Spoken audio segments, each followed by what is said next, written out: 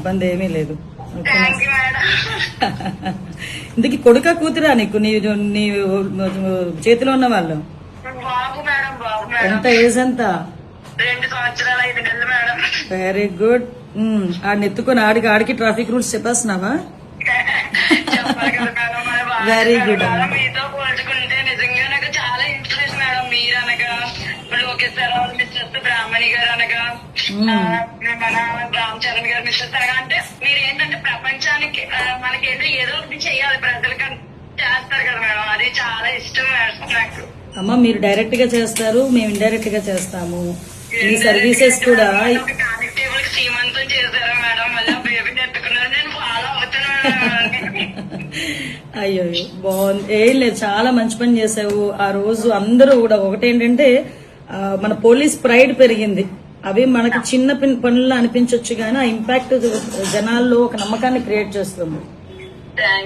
ఈ రోజు ఆ పోలీస్ మీద నమ్మకం అంటే నేను ప్రతిసారి అంటాను, ఏ పోలీసుల గురించి అయినా చెడ్డగానే మాట్లాడతారు కానీ మా పోలీసులు చాలా మంచి వాళ్ళు అని చెప్తా. వెరీ గుడ్ అమ్మా, కంగ్రాచులేషన్స్. అందరూ కూడా చక్కగా నీ పనితనాన్ని మెచ్చుకున్నారు.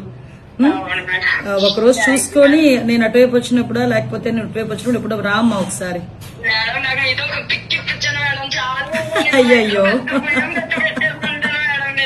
నీ కొడుకుని తీసుకొని రా, నీ కొడుకుని తీసుకొని రా.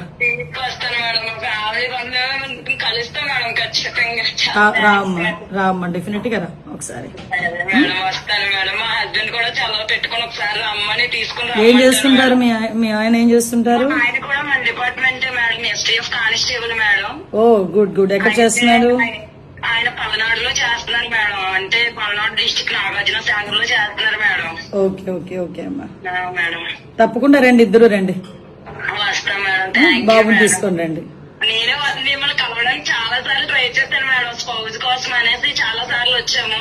అయినా స్పౌజ్ కోసం కన్నా ఎక్కువ మీతో పిక్ కోసం వచ్చాను మేడం. నేను తప్పకుండా కాల్ చేశారు మేడం. Happy madam.